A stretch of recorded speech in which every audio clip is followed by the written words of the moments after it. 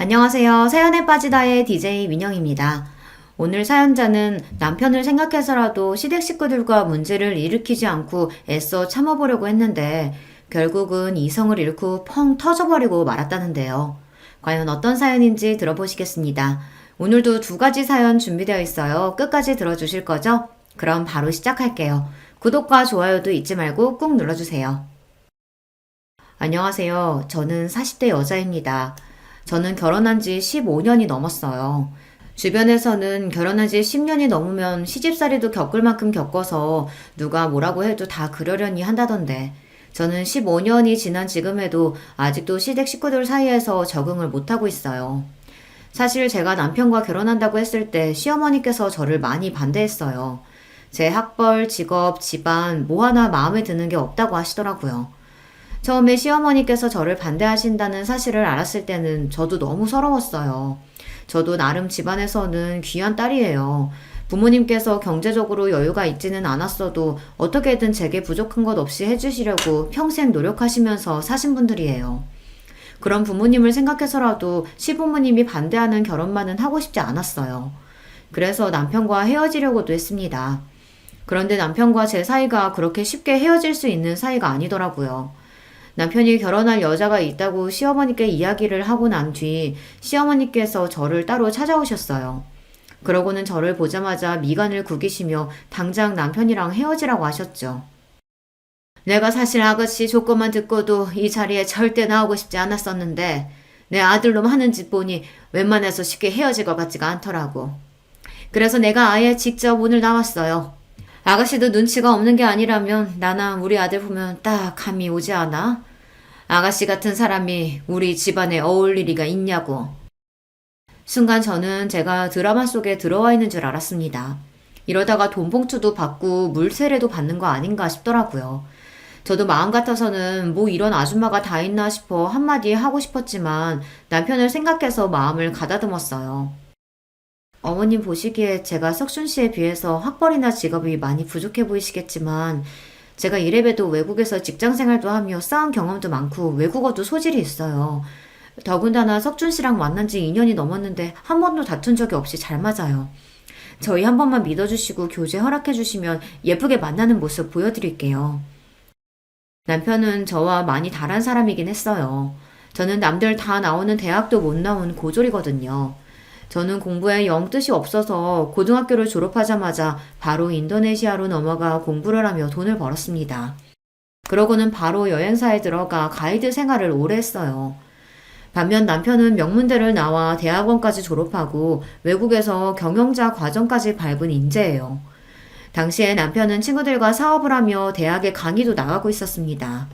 그뿐만이 아니에요. 남편네 집안은 남편뿐만 아니라 다른 가족들도 모두 다 조건이 좋아요. 시어머니도 명문여대 음대를 졸업하셨고 시아버지는 의대 교수이자 성형외과 의사예요. 남편의 동생들도 의사이거나 교수입니다. 상황이 그렇다 보니 시어머니께서 저를 반대하시는 게 한편으로는 저도 이해가 갔습니다. 저 같아도 아들이 아깝기는 할 것 같았어요. 아가씨가 세상 물정 모르고 참 순진하네. 우리 석준이랑 인도네시아에서 만났다고 하더니만 둘이 무슨 영화라도 찍는 줄 알아? 현실에서는 절대 그런 식으로 결혼하는 거 아니야. 연애할 때야 콩깍지 씌어서 서로 무슨 짓을 해도 안 싸우고 다 좋을지 몰라도 결혼하면 서로 조건이 있고 가정 환경이 다르면 매일 피튀기게 싸우게 돼 있어. 시어머니께서는 저에게 뭘 모른다며 혀까지 끌끌 차며 한심하다는 듯 이야기하셨습니다. 우리 둘째 며느리는 여대 교수에 처가가 다들 교수 출신이고 막내 아들 약혼녀는 곧 교수 임용 앞두고 있어. 예비 처가는 다들 법조인이고. 이 정도만 들어도 우리 집안이 대충 어떤 집안인지를 알겠지? 아가씨는 이름도 들어본 적 없는 여행사 직원에 부모님은 지방 어디에서 시장에서 장사하신다며? 사람이 분수를 알아야지. 아가씨 같은 고졸이 우리 집안에 들어와서 적응이나 할 수 있겠어? 차라리 제게 봉투를 던지거나 물사례를 퍼부었다면 저도 화를 내거나 큰 소리를 칠 수 있었을 텐데 시어머니께서는 차가운 얼굴로 맞는 말만 하시니 저도 할 말이 없더라고요. 그날 시어머니를 만나고 난 뒤 저는 더 생각할 것도 없이 남편에게 바로 헤어지자고 했습니다. 저는 진심이었어요. 남편을 물론 너무나 사랑했지만 시어머니를 만난 순간 제 주제 파악이 바로 됐습니다. 시어머니 말씀이 맞아요. 아무리 서로 좋아야 하는 결혼이지만 그래도 결혼이라는 게 두 집안이 한 가족이 되는 일인데 이 정도로 서로 집안 수준이 차이가 나면 제 아무리 사이좋은 저와 남편이라도 함께 살다 보면 문제가 생길 수밖에 없겠더라고요. 더군다나 결혼도 하기 전에 이미 시어머니께서 저를 저 정도로 마음에 들어하지 않으시는데 제 결혼 생활이 순탄할 리 없으니까요. 그런데 생각지도 못한 복병이 있었습니다. 남편이 저를 놔주지 않았어요. 시어머니께서 아무리 반대하셔도 저와 결혼하겠다고 우겼습니다. 제가 남편에게 헤어지자고 하자마자 남편은 집을 나오겠다고 했어요. 부모님과 연을 아예 끊겠다고요. 자기한테 말한 적 없지만 사실 나도 우리 엄마 지긋지긋해. 매일 사람 조건만 보고 판단하고 자기 수준에 맞지 않는다고 생각하면 함부로 무시하고. 안 그래도 엄마랑 살기 싫어서 집 나오려고 했었는데 도저히 못 참겠어. 나 집에서 나올 테니까 우리 같이 살자. 남편은 다짜고짜 집을 나올 테니 둘이 집을 구해서 같이 살자고 했습니다. 저는 남편의 무모함에 놀라 절대 안 되는 일이라고 했지만 마음속으로는 은근 좋았어요. 남편이 나를 이 정도로 사랑하는구나 확인한 것 같아서요. 그래도 저는 끝까지 버텼습니다. 아무리 그래도 그렇지 다 큰 성인이 이렇게 대책도 없이 집부터 나오겠다고 하면 어떡해. 난 남자 부모님이 반대하는 결혼은 절대 안 할 거니까 이런 짓 해도 소용없어. 나 석준 씨랑 헤어질 거야. 지금이야 우리가 서로 좋아서 제대로 된 생각을 못해서 그렇지 석준 씨 어머님 말씀이 맞아. 우린 애초에 어울리지 않아. 결혼해도 행복할 리가 없어. 앞으로의 미래가 뻔하다는 말 저도 싫어하는데 그 순간엔 확신이 들었습니다. 저와 남편이 이렇게 대책 없이 결혼하게 되면 행복할 리 없었어요. 그런데 인생이라는 게 참 제 마음대로 되는 게 아니더군요. 운명인지 하늘의 장난인지 남편과 헤어지겠다고 한 지 며칠 되지 않아 임신 사실을 알게 됐어요. 제가 남편의 아이를 가지게 된 거예요. 그런 식으로 남편과 다시 만나고 싶진 않았지만 어쩔 수 없었습니다. 어른들의 이기심 때문에 남편과 저의 사랑으로 생긴 아이까지 힘들게 만들 수는 없었으니까요. 그렇게 저와 남편은 뱃속의 아이 덕분에 결혼하게 됐습니다. 물론 임신 사실을 남편에게 알리고 시어머니께서 알게 되신 이후에도 평탄하지는 않았습니다. 임신? 내가 어른으로서 알아듣게 결혼은 절대 안 된다고 그렇게 이야기했는데도 감히 이런 짓을 벌여? 내 앞에서는 순진한 척, 얌진한 척 하더니만 내 아들이랑 결혼하려고 아주 별수를 탔었구나. 처음 박혀서 원. 이래서 가정교육이 중요한 거라니까. 시장에서 장사 안 하는 양반들이 얘한테 뭘 가르쳤겠어? 엄마, 무슨 말이 그렇게 해요. 우리가 일을 벌이긴 뭘 벌여요. 이게 다 우리가 운명이라서 생긴 일이니까 더는 내 아내 될 사람 모욕하지 말아요. 남편은 무슨 일이 있어도 저와 결혼할 생각이니 더는 반대하지 말라고 단호하게 말했습니다. 안 그러면 부모님 허락 없이도 저와 따로 결혼하겠다고요.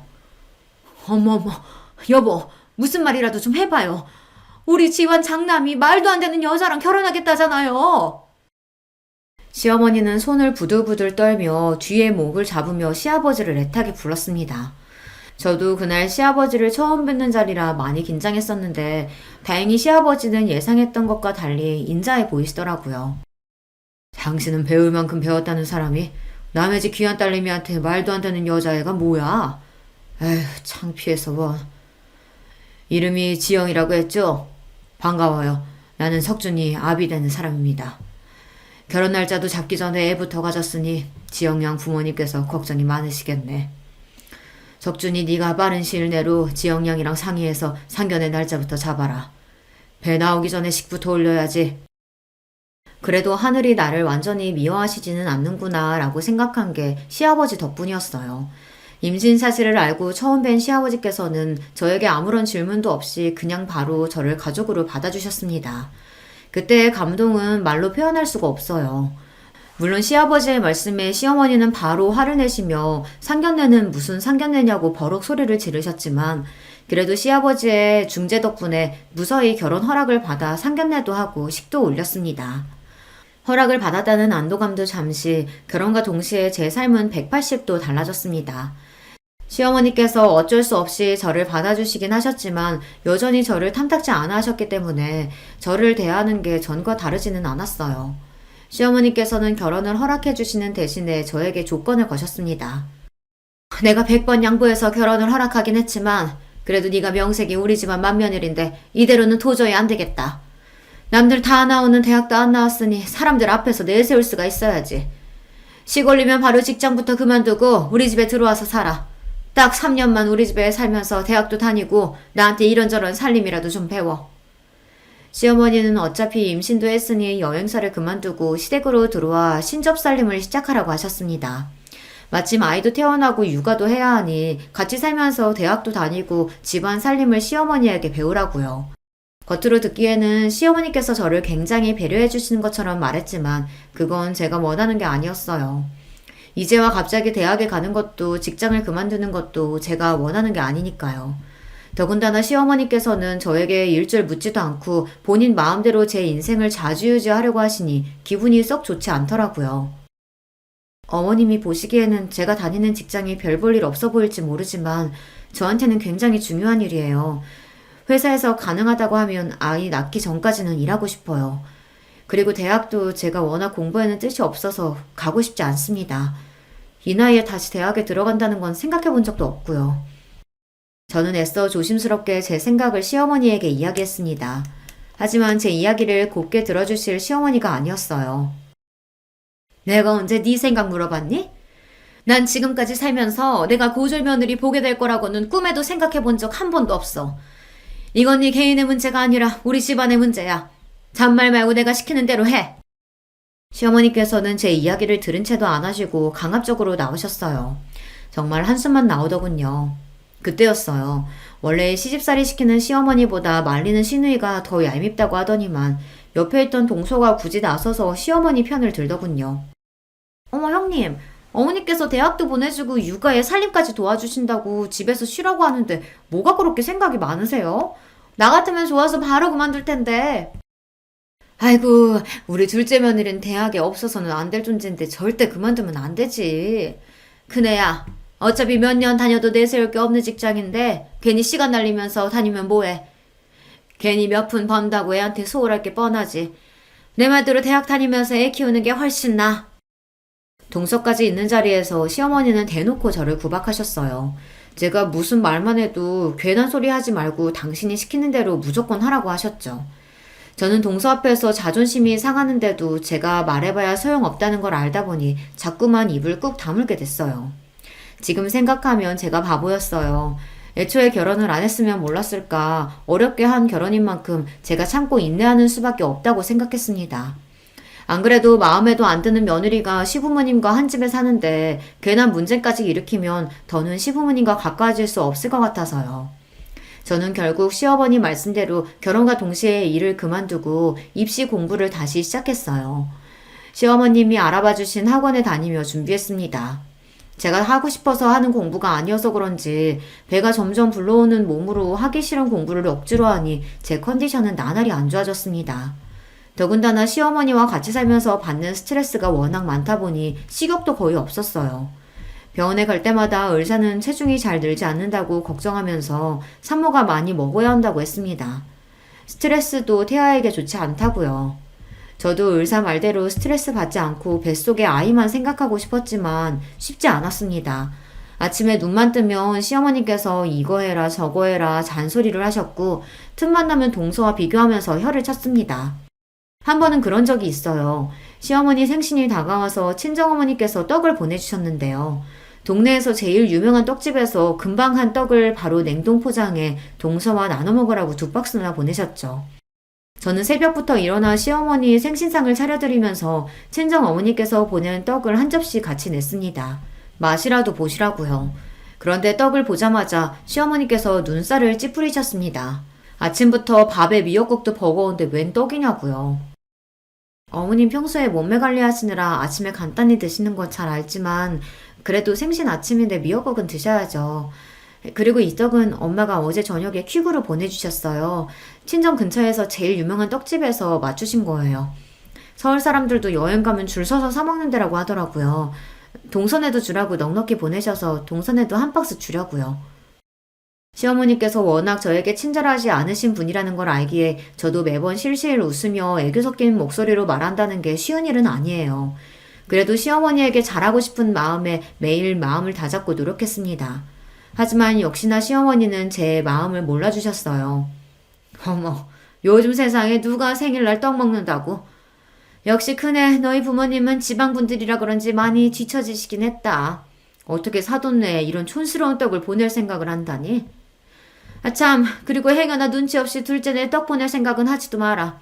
내 생일이라고 둘째네 사돈네는 강남 신세계에서 명품 스카프까지 사서 보냈는데 거기다 대고 네가 친정에서 보냈다고 떡하니 떡을 보내면 그 집에서 우리 집안을 뭐라고 생각하겠어? 창피하게 괜한 짓 하지 말고 제발 좀 가만히 있어. 저도 동서도 둘 다 같은 며느리인데 우리 시댁에서는 위치가 조금 달랐습니다. 동서는 있는 집 딸이고 저는 시댁에서 장사하는 집안 딸이니 수준이 다르다는 소리를 귀에 딱지가 생기게 들어야만 했죠. 남편과 비교하면서 저를 무시할 때는 애써 참았었는데 동서랑 비교하면서 저희 친정 부모님까지 무시하시니 서럽기까지 하더군요. 그날 오후 저는 학원에 가는 길에 쓰러졌어요. 시어머니 생신상 차린다고 며칠 전부터 장보고 음식하느라 무리했더니 몸이 많이 견디질 못했나 보더라고요. 저는 바로 응급실로 옮겨졌고 하마터면 큰일을 치를 뻔했습니다. 병원에서는 유산기가 있다며 무조건 안정을 취해야 한다고 했어요. 저도 그러려고 했던 일은 아니지만 본의 아니게 그 일이 집안에 분란을 만들었습니다. 남편이랑 시아버지께서 난리가 났거든요. 이게 다 엄마 때문이에요. 임신한 사람한테 갑자기 대학을 가라고 우겨가지고 이런 사달이 난 거잖아요. 큰일이라도 났으면 어쩔 뻔했어요. 뭐야? 네 마누라가 몸이 약해 빠져서 비실비실한 걸 가지고 어디 엄마 탓으로 몰아가? 첫째, 네가 말해봐라. 내가 억지로 대학 가라고 시켜서 힘들어서 쓰러진 거니? 어머니, 제가 요즘 이래저래 몸도 힘들고 피곤해서 그랬나 봐요. 걱정 끼쳐서 죄송해요. 결혼하고 시댁에 같이 살면서 남편과 시어머니의 사이가 전보다 더 안 좋아졌습니다. 아무래도 남편이 출근한 사이 저와 시어머니 둘만 집에 있다 보니 남편이 걱정을 많이 했어요. 시어머니가 임신한 저에게 시집살이를 시키는 거 아닌가 해서요. 그러다 보니 남편은 사소한 일에도 일일이 예민해져서 시어머니 앞에서 제 편을 들었습니다. 그럴수록 저는 더 힘들었습니다. 저는 나름 시어머니의 비율을 맞춰가며 잘 지내보려고 노력하는데 남편은 자꾸만 시어머니를 감시하듯 보니 시어머니는 점점 더 저를 미워하시는 것 같았죠. 중간에서 제가 어떻게 해야 할지 몰라 곤욕스러울 때가 많았습니다. 대학에 가겠다고 제가 학원 다니는 걸 남편은 안 그래도 마음에 들어하지 않았었는데요. 그런 일까지 터졌으니 남편은 참지 못하고 어머니께 소리부터 지른 거죠. 평생 엄마가 마음대로 우리 휘두르려고 하는 거 100번 1000번 양보해서 자식이니까 그럴 수 있다 참았어요. 근데 이 사람은 엄마 자식이 아니잖아요. 나가서는 세상 고상한 척 다 하시면서 며느리한테는 왜 그러시는 거예요? 요즘 세상에 시어머니가 남의 자식 데리고 살면서 그렇게 괴롭히면 남들이 욕해요. 김석준, 너 아무리 화가 나도 그렇지. 이 녀석 누가 감히 엄마 앞에서 그런 소리를 해? 며느리가 왜 남의 자식이야? 너랑 결혼했으면 우리 자식이지. 남편과 시어머니가 큰 소리를 내며 싸우는 사이 퇴근하고 돌아오신 시아버지께서 상황을 보고 남편을 나무라셨습니다. 김 교수 말이 그네가 워낙 몸이 약한데 무리해서 뱃속에 아이가 크는 속도가 더디다고 하더라. 공부도 좋지만 지금은 산모랑 아이가 제일 중요할 때니 애 낳을 때까지는 공부고 뭐고 집에서 좀 쉬어. 당신도 본인 욕심 채우자고 며느리 힘들게 하지 말고 그냥 좀 놔둬. 임신했을 때부터 시아버지께서 잘 아시는 교수님에게 진찰을 받았기 때문에 누구보다 제 상태에 대해 시아버지께서 가장 잘 알고 계셨어요. 그러다 보니 시아버지께서는 저를 볼 때마다 노심초사하셨습니다. 안 그래도 제가 허약한 체질이라 임신했을 때부터 걱정이 많았었는데 쓰러졌다고까지 하니 앞으로 출산 때까지는 아무것도 하지 말고 꼼짝도 하지 말라고 하셨습니다. 그런 상황을 시아버지께서 달가워하실 리 없었습니다. 아이고, 누가 보면 내가 며느리 하나 잡는 줄 알겠네. 첫째 너는 좋겠다. 남편의 시아버지까지 다들 네 편만 들어서? 가족끼리 편이 어딨다고 네 편 내 편 소리하고 있어. 당신 자꾸 가족끼리 편가르기 하고 그럴 거야? 아, 나도 몰라. 나도 이제 남편이고 아들이고 다 필요 없어. 내가 뭘 어쨌다고 다 내 잘못이래? 시어머니는 시아버지와 남편이 모두 상황도 모르고 다 제 편을 든다며 억울하다고 투덜거리며 방으로 들어가 버렸어요. 그러고는 아예 방에서 나오지 않으셨습니다. 그런데 시어머니 생신 바로 다음날 동서가 집에 찾아왔더라고요. 시어머니 생신 때 못 왔다고 비싼 호텔 케이크를 사서 말이죠. 어머니, 제가 어제 왔어야 했는데 요즘 시험 기간이라 일이 너무 많은 거 있죠? 하루 늦었지만 우리 케이크 같이 먹어요. 어머니 신라호텔 케이크 좋아하시잖아요. 아이고, 사돈이 스카프도 보내주고 둘째 네가 용돈도 보냈으면서 뭐하러 오늘까지 왔어. 근데 나처럼 며느리 시집살이 시키고 구박하는 시어머니가 이렇게 좋은 케이크 먹을 자격이 있나 모르겠다. 평소 시어머니께서 저에게 냉랭하게 구실 땐 원래 성격이 냉랭하신 분인가 싶다가도 동서를 대하는 걸 보면 전혀 그렇지 않았어요. 사람을 대놓고 차별하는 것도 아니고 시어머니는 동서에게는 굉장히 자상하고 따뜻하셨거든요. 어머, 어머님 그게 무슨 말씀이세요? 어머님이 무슨 며느리한테 시집살이를 시킨다고요? 도대체 누가 그런 말도 안 되는 소리래요? 시어머니는 이때다 싶으셨는지 동서에게 어제 있었던 일들을 하소연하듯 토로하셨습니다. 제가 옆에 있는데도 말이죠. 아들 키워봐야 다 소용없다더니만 장가 가니까 아들놈이 자기 마누라 편 만드는 거 있지?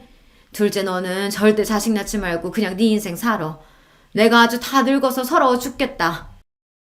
시어머니께서 저더러 들으라는 식으로 연신 어제 일을 이야기하시며 비아냥거리시는데 저로서는 할 말이 없더군요. 제가 같이 있어봐야 좋은 소리 못 들을 것 같아 저는 자리를 피해 주방에 있었습니다. 시어머니와 동서 사이에 껴봐야 좋을 게 없으니까요. 그런데 굳이 주방까지 따라온 동서가 안 해도 될 말을 하더군요. 형님도 참 대단하세요. 어떻게 쓰러져도 어머니 생신날 떡하니 쓰러져요. 그 덕에 아버님께서 형님 편만 들어주셨다면서요? 역시 외국에서 가이드 하면서 산전수전 다 겪으셨다더니 대단하긴 하네요. 동서, 그게 무슨 뜻이야? 설마 내가 지금 일부러 쓰러지기라도 했다는 거야? 동서가 말하는 뉘앙스가 아무래도 거슬려서 저는 서울거지를 하다 말고 정색했습니다. 그런데도 동서는 당황한 기색조차 없더군요. 앞뒤 정황이 아무래도 이상하잖아요. 일도 그만두고 집에서 팽팽 놀면서 도대체 쓰러지긴 왜 쓰러져요? 연신 학원 다니기 싫다고 하더니만 가기 싫어서 일부러 쓰러진 거 아니에요? 동서가 뭘 한다고 이래? 그래, 뭐 나도 솔직히 학원 다니기 싫었어. 그렇다고 그런 집까지 버릴 정도로 나 영악한 사람 아니거든? 동서야말로 엄연히 내가 손윗 사람인데 왜 자꾸 버릇없이 덤비고 그래? 시어머니한테 구박 맞은 것도 짜증나 죽겠는데 동서까지 저를 무시하니 참을 수가 없더군요. 와, 어머니 앞에서는 찍소리도 못 하시더니만. 형님 성격 보통이 아니시네요. 손윗동서라고 지금 저더러 형님 대접해달라는 거예요? 하긴 이 험난한 사회에서 고졸로 버티며 산다는 게 쉬운 일이 아닌데 악착같이 버티면서 아주버님 같은 분까지 꼬신 걸 보면 보통일 리가 없죠. 거실에 시어머니도 계시니 저도 웬만하면 참으려고 했습니다. 그런데 저도 사람인지라 동서가 얄미운 입으로 고조를 어쩌고 하는데 도저히 참을 수가 없더군요. 안 그래도 몸도 안 좋아서 예민한 와중에 동서가 자꾸만 사람을 건드리니 저도 모르게 욱했습니다. 동서, 명색이 교수라는 사람이 왜 이래? 할 말 못할 말 구분도 못해? 그네 너 지금 내 앞에서 뭐 하는 거니? 어디 할 짓이 없어서 아래 동서한테 소리를 질러? 너희 친정에서 그렇게 가르쳤니? 제가 아둔했습니다. 시어머니든 동서든 그 집에 제 편이 없다는 것 정도야 충분히 알고 있었으면서 제가 참지 못하고 욕먹기 딱 좋은 짓을 하고야 말았어요. 그 자리에서 시어머니에게 못해도 30분 동안 내내 구방을 당했습니다. 네가 밉다 하니까 아주 이제 미운지만 골라서 하는구나. 네가 뭐가 잘났다고 감히 형님 흉내내면서 둘째를 잡기를. 지금 당장 둘째한테 사과하지 못해? 애초에 시어머니는 제 이야기를 들어줄 생각 따위 없다는 사실을 알다 보니 저도 입을 꾹 다물어 버렸습니다. 순간 서러움이 북받쳐 눈에 눈물이 가득 고였지만 울지 않기 위해 꾹 참았습니다. 시어머니는 동서에게 당장 사과하라고 다그치셨지만 저는 동서에게 사과할 생각이 전혀 없었어요. 어머님 아니에요. 저는 형님 걱정돼서 이야기한 건데 형님은 기분이 좀 상하셨나 봐요. 제가 죄송해요 형님. 다시는 형님 일에 간섭 안 할게요. 원래 많이 배우고 똑똑한 것들은 다 저런 거예요. 동서는 시어머니의 등장과 함께 금세 표정을 바꾸더니만 실실 웃으며 자기가 잘못했다고 하더군요. 그 순간 저는 확실히 알았습니다. 시댁에서의 저의 위치가 어느 정도인지 말이죠. 시어머니는 제가 아이를 가지는 바람에 어쩔 수 없이 남편과 결혼시켰지만 저를 며느리로 인정할 생각이 없으셨어요. 처음부터 저를 무시하고 하대하면서 그 순간을 즐길 생각으로 저를 곁에 두고 괴롭히신 거죠. 제가 어떤 노력을 한들 시어머니에게 며느리로서 인정받는 날은 오지 않을 거라는 걸 저는 알고 있었습니다. 시어머니에게 벗어나려면 제가 남편과 이혼을 해야 하는데 그럴 수는 없으니 제가 참고 사는 수밖에 없었죠. 그렇게 생각을 정리하고 나니 저도 감정이 무뎌지고 그 상황에 익숙해졌습니다. 시어머니와 동서의 무시에 한 번씩 욱할 때가 있긴 했지만 남편과 아들만 생각하면서 우리 세 식구 행복하게 사는 데에만 집중하기로 했어요. 그렇게 시간이 흘러 저와 남편은 시댁에서 분가에 나왔고 아들도 많이 자라 학교에 들어갔습니다. 시댁에서 나올 때까지도 시어머니와의 사이는 여전했어요. 아이를 낳고 키우는 과정에서도 시어머니와 이런저런 문제가 많았지만 그 정도는 저에게 이제 문제도 아니었습니다. 진짜 문제는 시어머니의 그런 태도 때문에 동서들까지도 저를 무시했다는 겁니다. 동서가 하나만 있을 때는 그래도 시어머니가 저를 무시하고 구박하면 훈수를 두는 정도였는데 막내 동서가 들어오고 나서는 막내 동서까지 쿵짝이 맞아 사람을 바보로 만들었다는 겁니다. 동서 둘 다 대학 교수예요. 그러다 보니 둘이 아주 가깝게 지냈습니다. 제가 아들을 낳고 집에서 시어머니에게 시집살이를 당하며 사는 동안 동서들은 아이도 안 낳고 열심히 일하며 시어머니에게 예쁨까지 받았어요. 동서들보다 제가 부족한 걸 알면서도 저보다 잘난 동서들을 볼 때마다 자격지심이 생겼어요. 저보다 공부도 많이 하고 집안도 좋은 동서들이 제 앞에서 대학 때 이야기를 하거나 교수로 있는 대학에서 있었던 이야기를 하면 괜히 저를 무시해서 저런 소리를 하는 건가 싶더라고요. 그런 기분이 들 때마다 저는 입을 꾹 다물어 버리고 자리를 피해버렸습니다. 제가 도망치듯 방을 나오면 방 안에서 동서들의 웃음소리가 들리는데 그것마저 저를 괜히 비웃는 건 아닌가 싶었죠. 그러던 어느 날이었습니다. 시댁에 일이 좀 있었어요. 시어머니께서 갑자기 쓰러지셔서 병원에 입원하게 됐습니다. 기립성 저혈압이라 순간 정신을 잃으신 거라고 하더라고요. 다행히 큰 병은 아니었지만 평소 건강하셨던 시어머니께서 갑자기 쓰러지셨으니 가족들이 많이 놀랐어요. 특히 저희 남편이 많이 힘들어했어요. 저와 결혼하면서 남편과 시어머니 사이가 많이 안 좋아지기도 했고 저와 시어머니 사이에 일이 있을 때마다 남편이 나서서 제 편을 드느라 종종 다투는 일도 있었으니 아들로서 더 죄송스럽고 힘든가 보더라고요. 남편이 힘들어하는 모습을 곁에서 보니 저도 괜히 더 남편에게 미안하고 시어머니에게 죄송한 마음이 들었습니다. 저도 티를 내지는 않았지만 그동안 알게 모르게 시어머니를 미워하는 마음도 있었으니까요. 막상 시어머니께서 아파서 힘들어하는 모습을 보니 저도 마음이 아프고 힘들었습니다. 그래서 마음을 다잡고 시어머니를 챙겼어요. 퇴원하시는 시어머니를 댁에 모셔다 드리고 그 다음날부터 드실 반찬이랑 간식거리들을 아침마다 가져다 드렸어요. 평소 어머님께서 하시는 음식만큼은 아니지만 그래도 제가 어머님 반이라도 흉내내보려고 노력했으니 한번 드셔보세요. 시어머니께서 워낙 음식 솜씨가 좋으세요. 거기다가 성격도 꼼꼼하셔서 살림도 너무 잘하시죠. 그러다 보니 다른 사람이 하는 음식이나 살림은 못 믿어하세요. 그래서 저도 시어머니와 같이 사는 동안 제가 힘든 부분이 많았지만 막상 분가에 나와서 제가 직접 살림을 해보니 시어머니께 배운 게 많이 도움이 되더라고요. 음식도 마찬가지고요. 어머니께서 당분간은 좀 쉬셔야 할 것 같아 저 나름대로 시어머니 음식 솜씨를 흉내내서 차렸습니다. 준비하면서도 시어머니께서 마음에 안 들어 하실 거라는 걸 알았지만 그래도 시어머니를 걱정하는 제 마음만은 표현하고 싶었어요. 어머, 이거 정말 다 안 사고 큰애 네가 한 거니? 그거 어디 유명한 식당에서 사온 것 같다. 시어머니에게 처음 받는 칭찬이었습니다. 빈말이라고는 안 하시는 시어머니께서 너무 맛있다고 밥 한 공기를 다 비우시더라고요. 더 믿을 수 없었던 건 동서들이 유명한 셰프가 운영하는 식당에서 사왔다는 음식이랑 디저트도 마다하고 제가 해온 음식만 드셨다는 겁니다. 안 그래도 입이 깔깔하니 입맛이 없었는데 오랜만에 너무 잘 먹었다. 아무리 제가 잘하려고 노력해도 동서들만 예뻐하셨는데 시어머니께서 무슨 일인가 싶었습니다. 그런데 나중에 남편에게 들었는데 시어머니께서 병원에 입원하셨을 때 제가 왔다 갔다 하며 어머님 목욕도 시켜드리고 식사 때마다 와서 챙겨드린 게 아무래도 좋으셨던 것 같다고 하더라고요. 자식이라고 아들 셋에 며느리도 셋이나 있는데 저만 병원에 와서 챙겼다고요. 그 이야기를 듣는데 괜히 마음이 다 뭉클했습니다. 시어머니께서 이제라도 제 마음을 알아주는 것 같았거든요. 그런데 그런 이야기를 듣고 가만히 있을 동서들이 아니었죠. 형님도 참 대단해요. 지난 10년 동안 어머님께 구박이라는 구박은 다 당하면서 사셨으면서 반찬까지 싸다 바치고 싶으세요? 그러게요. 저 같으면 대학 못 나왔다고 무시하고 사돈네 못 산다고 그렇게 대놓고 무시하면 미워서라도 아프든지 말든지 신경도 안 쓸 것 같은데. 형님은 참 배일도 없으시네요. 동서들 말이 듣기 좋지는 않았지만 틀린 말도 아니었습니다. 동서들도 알아요. 그동안 시어머니께서 저에게 어떻게 했는지 말이죠. 시어머니는 동서들 있는 앞에서도 툭하면 제가 고졸이라 마음에 안 든다는 둥, 돈 없으면 저렇게 자식이 대학도 못 가고 고생만 하는 거라는 둥, 그런 식의 막말을 했거든요. 그럴 때마다 저도 시어머니가 믿고 원망스러웠지만 시간이 많이 지났고 저도 이제는 자식까지 키우는 어른이니 너그러운 마음으로 살기로 했습니다. 얼마 뒤 시아버지 생신이라 식구들이 모두 다 시댁에 모였어요.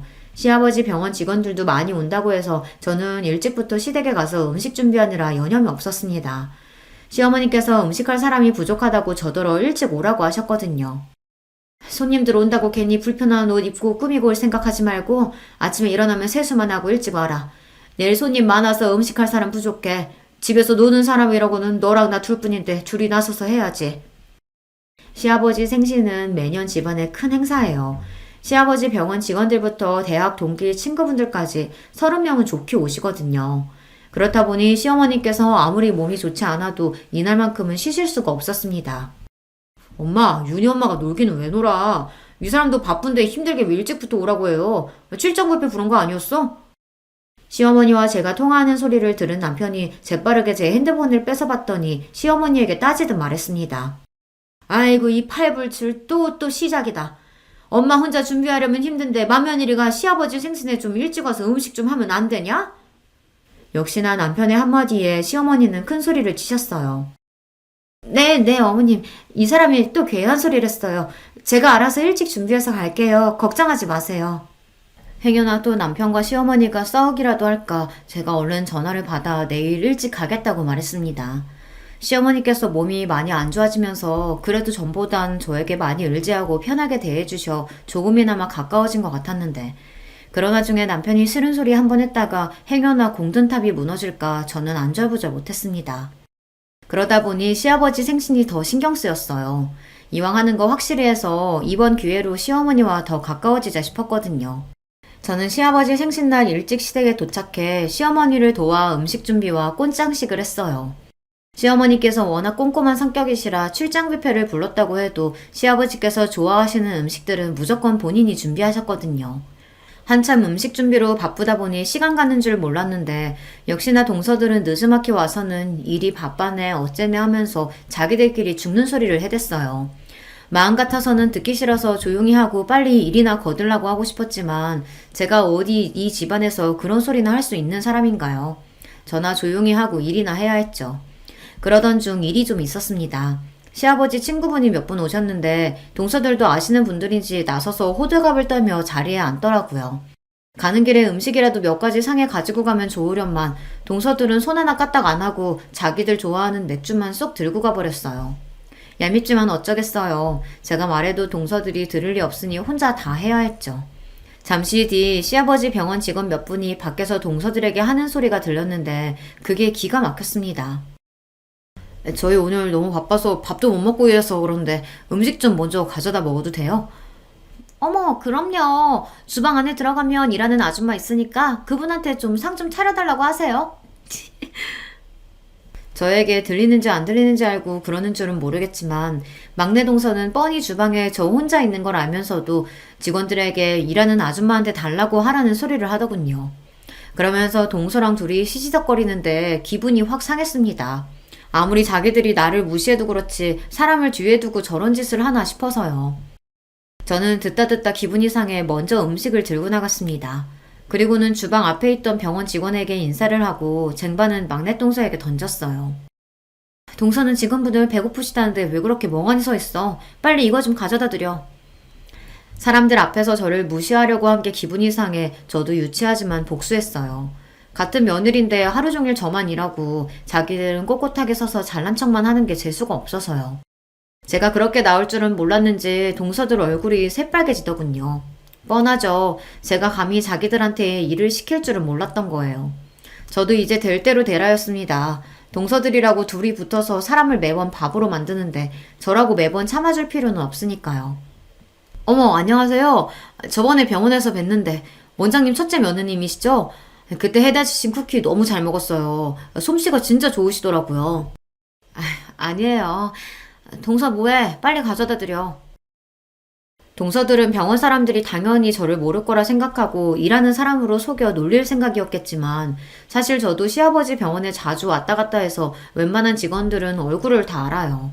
병원 직원들이 저를 알아보고 이야기를 나누자 동서들은 입술을 삐죽거리더니 일그러진 얼굴로 쟁반을 들고 나갔죠. 그 모습을 보는데 저도 은근 속이 시원하더라고요. 그런데 잠시 후 생각지도 못한 일이 있었습니다. 조금 전 일로 동서들이 배알이 잔뜩 꼬였는지 주방으로 들어온 동서들이 작정하고 저에게 재수없는 짓거리를 해댔어요. 손님들이 거의 다 도착해서 바쁘게 쟁반을 담고 있는 제 옆에서 둘이 영어로 중얼거리더라고요. 처음엔 또 뭐 하는 짓인가 하고 넘겼는데 들으면 들을수록 기분이 이상했습니다. 저를 향해 뭐라고 떠들기 시작하더니만 자기들끼리 킥킥거리며 웃더라고요. 그 모습에 저는 너무 황당해서 동서들에게 지금 뭐 하는 거냐고 물었어요. 그러자 동서가 저를 향해 비웃듯 입술을 실룩거리더라고요. 아, 맞다. 형님은 영어 전혀 모르죠? 저랑 동서가 둘 다 유학하다 보니까 둘이 있을 땐 영어가 편해서요. 우리도 모르게 영어로 얘기했네요. 뭐 어때요? 어차피 형님은 한국말로 해도 못 알아들을 얘긴데. 동서들은 원래 자기들끼리는 영어로 대화하는 게 편하다고 하며 저더러 못 알아듣는다고 대놓고 사람을 비웃더군요. 순간 저는 얼굴이 붉어지다 못해 금방이라도 터질 것처럼 뜨거웠어요. 다른 건 몰라도 제가 고졸이라 사람들보다 못 배웠다고 무시하는 건 제가 받아칠 말이 없었거든요. 저는 순간 감정이 몰아치며 금방이라도 눈물이 왈칵 쏟아질 것 같아 그 자리에 도저히 있을 수가 없었습니다. 화장실에 간다고 대충 둘러대고 서둘러 주방을 나와버렸어요. 그러고는 혹여나 엉망이 된 얼굴을 누구에게 들키기라도 할까봐 얼른 2층으로 올라왔습니다. 분가하기 전에 저와 남편이 쓰던 방에 들어와 있었어요. 그런데 그때 밖에서 인긴척이 나더니 누군가 방문을 열었습니다. 저는 얼른 눈을 비비고 자리에서 벌떡 일어났어요. 문을 열고 들어온 사람은 다름 아닌 시아버지였습니다. 시아버지는 방에 덩그러니 혼자 있는 저를 보고 놀라서 걱정스러운 얼굴로 다가오셨습니다. 첫째야, 너 혼자 여기서 뭐하고 있어? 시아버지의 인자한 목소리에 애써 붙잡고 있던 마음이 우르르 무너지는 것 같았어요. 저도 모르게 참고 있던 눈물이 쏟아지고 말았습니다. 아버님, 저 진짜 죽고 싶어요. 너무 화나고 억울해서 도저히 이대로는 못 있겠어요. 남편 앞에서도 흘려본 적 없는 눈물을 시아버지 앞에서 흘리고 말았어요. 그것도 거의 오열을 하면서요. 제 갑작스러운 행동에 당황한 시아버지는 도대체 무슨 일이 있었던 거냐고 물으셨습니다. 저는 그제야 정신을 차리고 아니라고 괜찮다고 애써 눈물을 감춰보려고 했지만 이미 소용이 없었어요. 시아버지는 왜 그런 건지 지금 당장 이야기하라고 하셨습니다. 네가 웬만한 일로 이러래야? 뭐가 그렇게 서럽고 억울해서 그래? 얘 괜찮으니까 얼른 얘기해봐. 내가 다 해결해 줄게. 저는 당황해서 우물쭈물하다 결국은 그동안 있었던 일을 다 이야기했습니다. 동서들이 저를 만날 때마다 얼마나 무시했는지 말이죠. 시아버지께서는 가만히 제 이야기만 듣고 계셨어요. 그러고는 아무 말 없이 제 등을 토닥여 주시더니 바로 남편에게 연락해서 저를 데리고 가라고 하셨습니다. 저는 어리둥절한 상태로 남편과 집에 돌아왔어요. 그런데 다음날 아침 말도 안 되는 일이 제 눈앞에 벌어졌습니다. 아들을 등교시키고 집에 돌아왔는데 동서 둘이 우리 집 현관 앞에 서 있더라고요. 저는 동서들 얼굴을 보자마자 기분이 상해 쳐다보지도 않고 집 안으로 들어가려고 했습니다. 그러자 동서가 제 손을 덥석 잡더니 따라 들어오더라고요. 저는 놀라서 지금 뭐 하는 거냐고 소리쳤어요. 그런데 그때 우물쭈물하고 있던 동서들이 갑자기 바닥에 무릎을 꿇고 앉더라고요. 저희가 생각이 짧았어요. 저희는 그냥 형님이랑 허물없이 지내고 싶어서 그런 건데 형님이 그렇게 힘들어하신지는 생각도 못했어요. 저는 순간 어안이 벙벙해서 도대체 이게 무슨 일인가 싶었습니다. 맞아요, 형님. 저희는 그냥 형님이랑 친하게 지내고 싶어서 그런 건데 기분 나쁘셨다면 너무 죄송해요. 제발 저희 용서하시고 아버님께 우리 다 풀고 화해했다고 잘 좀 말씀드려주세요. 막내 동서가 아버님까지 운운하며 이야기를 하는 거 보니 아무래도 아버님께 혼났다 보다 싶었죠. 알고 보니 어젯밤 시아버지께서 저를 집에 보내고 나서 동서들을 불러 아주 호통을 치셨나 봐요. 너희들이 그깟 대학 좀 나오고 외국물 좀 먹었다고 대단한 줄 아나 본데 나는 절대 그렇게 생각 안 한다. 너희야 운 좋게 부모 잘 만나서 부모님이 다 알아서 뒷바라지 해줬지만 그네는 너희랑 달라. 혼자 힘으로 그 먼 외국 땅까지 가서 돈 벌고 자리 잡은 애라고. 그뿐만이 아니었어요.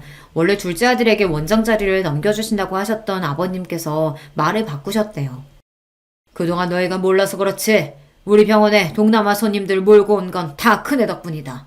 나는 생각도 못하고 있었는데 그네 아는 여행사 대표가 성형에 관심 있는 동남아 큰손을 몇 명을 소개해준 줄 알아? 그 연줄로 올해 최고 매출 찍은 거라고. 거기다가 큰애가 통역까지 다 해줬다. 내가 그래서 얼마나 덕을 많이 받는데? 너희 큰애가 인도네시아 말해도 얼마나 멋있는 줄 아냐? 그깟 남들 다 아는 영어 좀 한다고 뻐기기는. 그랬습니다. 제가 몇 년 전부터 잘 아는 여회사 사장님께서 부탁하셔서 시아버지 병원을 소개했어요. 최근 동남아에서 오시는 손님 중에 한국에서 성형을 받고 싶어하는 사람들이 많다고 하더라고요. 그래서 몇 번 제가 손님들을 모시고 시아버지 병원에 가서 통역도 해드렸죠. 그 이후 소문이 좋게 나서 외국인 손님이 대폭 늘었어요. 그 일로 시아버지께서 저에게 매우 고마워하셨습니다. 목동이가 굴러왔다고요. 아버님, 형님 말만 들으시고 저희 오해하신 것 같은데 저희 형님 무시한 거 아니에요. 저희는 그냥 형님이랑 허물없이 지내려다가. 뭐? 허물없이? 두 번만 허물없이 지냈다가 아주 이제 동사들끼리 욕도 하겠다. 나도 지난 10년 동안 너희 며느리 셋 다 지켜봤어. 너희들이 아무리 학벌이 좋고 직업이 좋다고 해도 남편 챙기고 집안일 챙기는 면에서는 그네 발톱에 때만도 못해. 그런 것들이 어디서 잘난 척이야? 앞으로 병원 일은 큰애랑 큰며느리한테 맡길 테니까 그런 줄 알아. 의사인 둘째 서방님이 당연히 병원을 물려받을 줄 알았는데 시아버지의 생각은 달랐습니다. 병원을 운영하는 일에 있어서는 저나 남편이 훨씬 더 나을 것 같다고 저희에게 물려주시겠다고 했어요. 아버님, 그게 말이 돼요? 아주버님이랑 형님은 둘 다 의사도 아니고 병원 일은 조금도 모르는데 병원을 맡긴다뇨. 그럼요. 아버님, 그건 누가 봐도 아니죠. 둘째 아주버님이 병원을 위해 얼마나 열심히 일하시는데요. 병원도 엄연히 사업이야. 의사야 병원에 차고 넘치는데 병원 운영은 사업가가 맡아서 하는 거지 뭐. 아버님께서 워낙 완강하게 나오시니 동서들은 어쩔 줄 몰라 하며 시아버지 앞에 머리를 조아렸습니다. 아버님, 제가 잘못했어요. 다시는 형님한테 그런 짓 안 하고 잘할게요. 어머님도 준혁씨 성격 잘 아시잖아요. 저 때문에 병원장 자리에 아주버님한테 넘어갔다고 하면 저랑 안 산다고 난리칠 거예요. 이건 나한테 얘기한다고 될 일이 아니다. 당장 그네한테 가서 사과하고 잘못했다고 빌어. 그네 마음 풀려야 나도 너희 얼굴 볼 거다.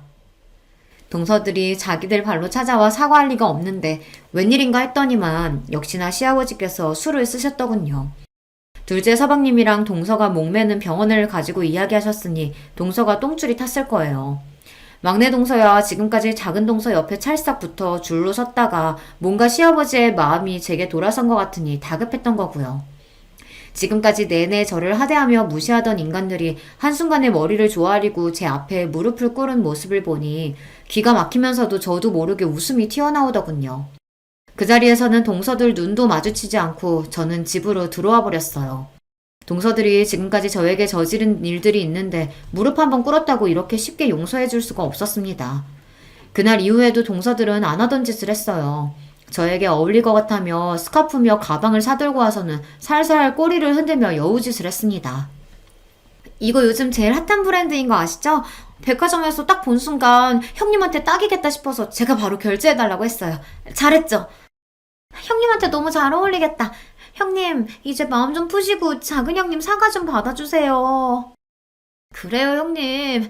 제가 공부만 하느라 세상 물정이라고는 몰라서 그런 거니까 조금만 너그럽게 이해해주세요. 그리고 아주버님은 지금 하시는 사업도 잘 되시는데 굳이 병원 일까지 하실 필요 없잖아요. 그런 일은 그냥 저희한테 맡기세요. 동서들의 속이 뻔히 다 보였습니다.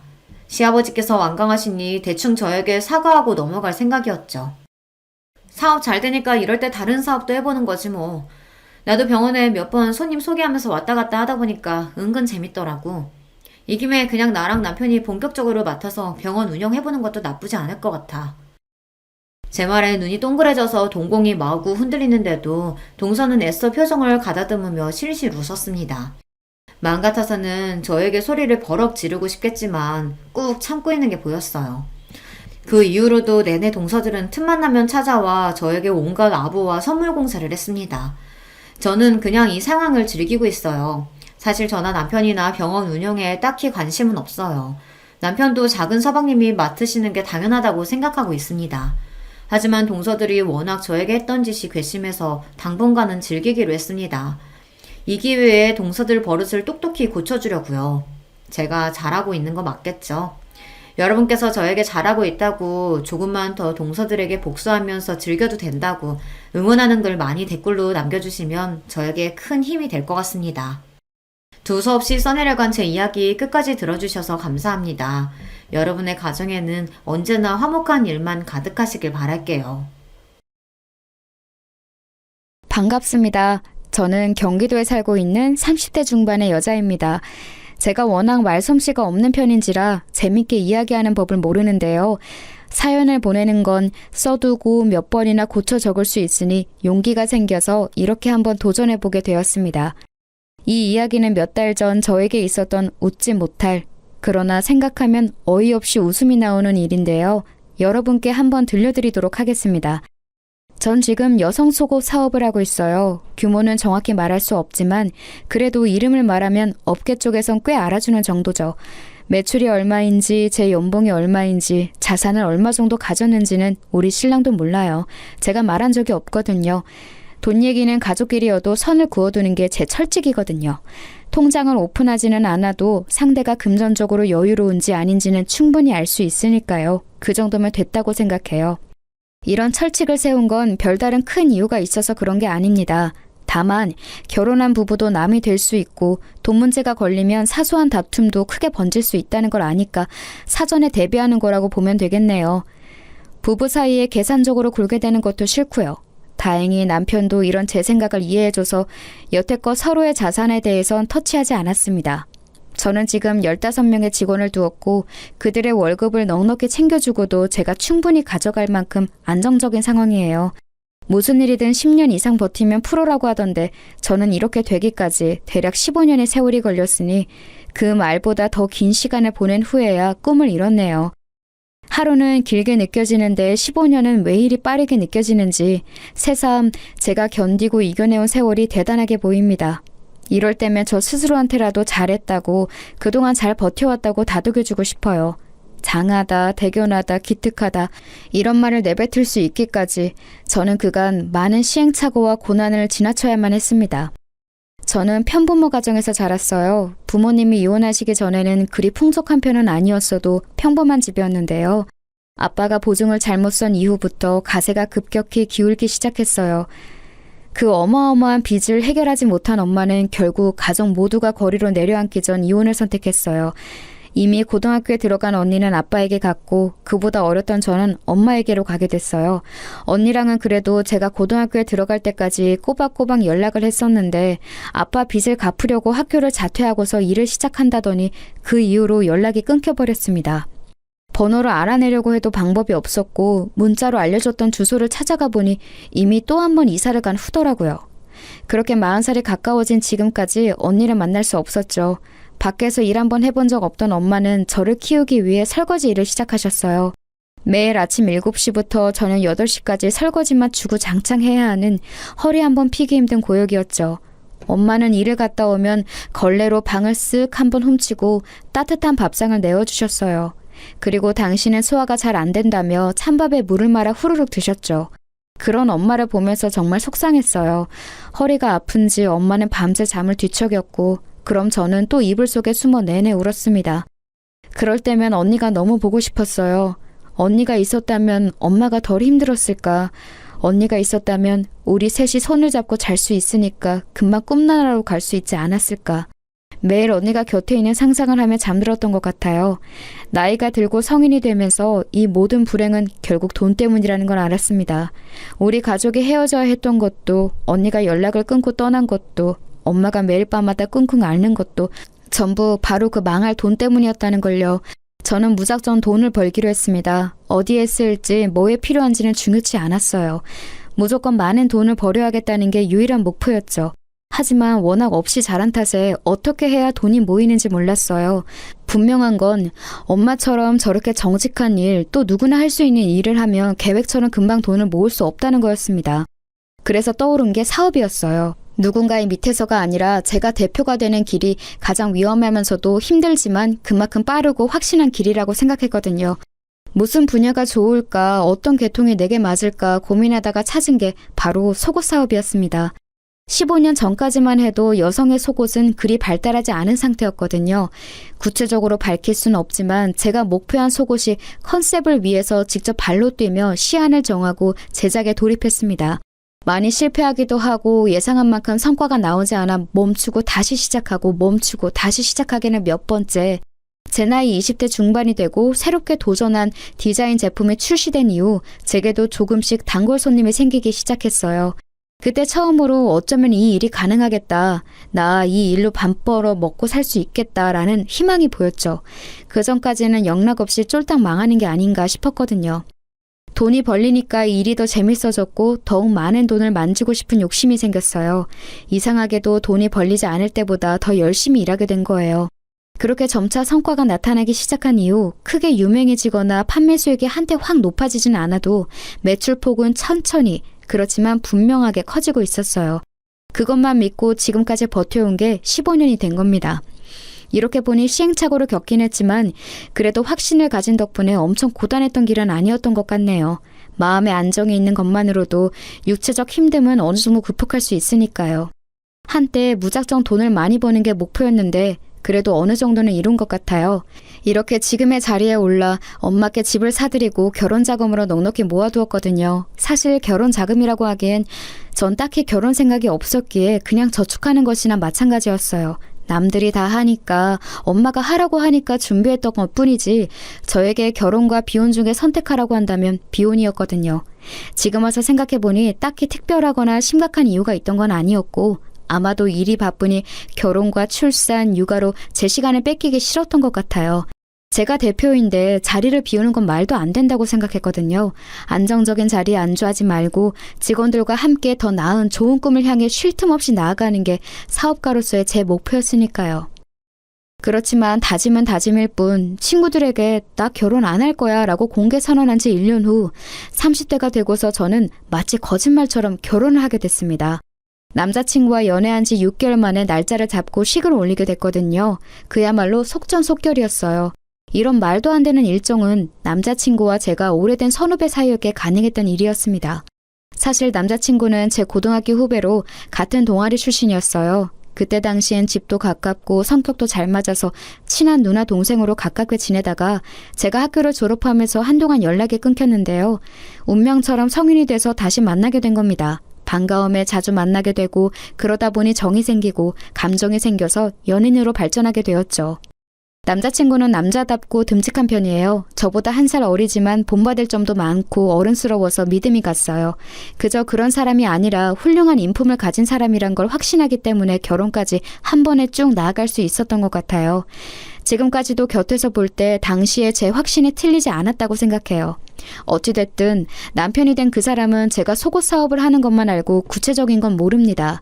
남편한테 일 얘기하는 거 안 좋아하기도 하고 수익 얘기가 나오면 그냥 대충 얼버무리곤 했죠.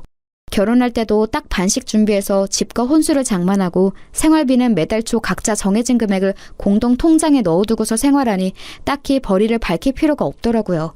제가 이런 신념을 가지게 된 게 어릴 때 부모님의 이혼과 언니와의 이별 때문에 그런 것 같다고 남편에게 솔직히 말해주었습니다.